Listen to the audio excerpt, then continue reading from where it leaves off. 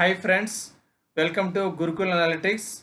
So I am a lead data scientist working in a finance domain. Okay. So today the topic is for statistical learning. What is the history we are going to look at? Okay. So before that, if you are watching my video first time, you can go to description of this video to refer to my previous playlist and videos. So in order to better follow up, okay, you can refer the description. Okay, so first of all, this is like you can take this as like a first video. Actually, before that we have done descriptive statistics related some of the videos. Okay, for previous videos you can refer anyway description, guys. Okay, so you can take this in first before we understanding data science, that is statistical learning. First we will go through what is the history behind that. Okay, so for that, first of all, the background is like in 19th century. So there are two authors actually. So Legendary and Goss, they both published papers on a topic called least square method. Okay, least square method. So basically what this least square method will do is it will predict quantitative values.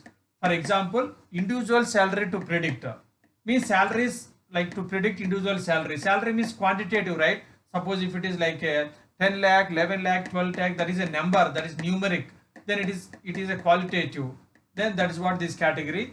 Okay, so this least square method that was published at that time, now today it became as a linear regression, and where it is getting applied, so in astronomy it was getting used. Okay, so this is what about this one. Okay, then after that what happened after 19th century? Now if we go to next, in 1936 what happened? So we can predict, instead of quantitative it is a qualitative, which means, see, earlier it was, this is like a numeric, this is numeric, whereas qualitative means it is like whether patient will survive or not survive, which means whether it dies. For example, stock market, whether it is increase or decrease.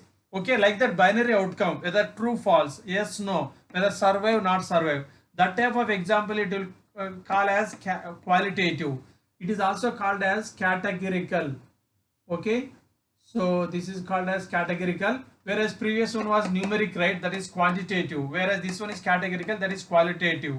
Okay, their number is coming, that is like salary, whereas yes or no type, whether survive not survive, like that, then this is called. Okay, so in this case, so this is called as linear discriminative analysis. Okay, in this case, like Fisher, he is the famous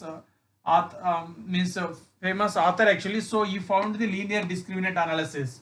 Okay, so which means this is for like a categorical classification, before one is for regression. Okay, then after that what happened in 1940, what happened is there is some alternative approach it is found, that is called as today logistic regression. That alternate approach is called logistic regression. Okay, then after that in early 1970s. Okay, so in 1970s, like early 1970s, like two authors, Nelder and Wedderburn, what they did is they have found the generalized linear models they have found. Okay, so today that will include both linear regression and logistic regression, both it will include. Okay, that is the development it happened. Okay, then end of 1970s what happened is, like there is exclusively linear methods. Linear methods means whether if input is increasing, output increasing, or if input is decreasing, output is decreasing, something like that, linear methods. Okay, so exclusively for linear methods what happened, they found like fitting non-linear relationship, means linear is okay, so exclusively for linear they have found at the end of 1970s, but for non-linear it was not. Non-linear relations fitting is very computationally infeasible at that time. At that time it was infeasible for non-linear relationships, but only for linear methods exclusively they were able to do the inventions. Okay, then what happened was in 1980s, what happened, the computation power got improved. Okay, then due to that in mid 80s, so three authors, Brayman, Friedman, okay, Worsley and Stone, so these people what they did is, like they have introduced regression trees and they have used classification trees, and also for model selection they have found cross validation as well.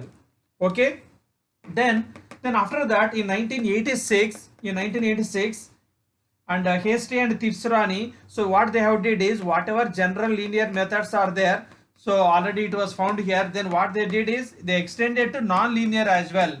So non-linear extension happened actually, and also software they have implemented and they have shown. So if you are watching my video first time, so please subscribe it, and also like press bell icon, okay, and with all notifications, so that you don't miss any new videos which will be coming up. Okay, thank you.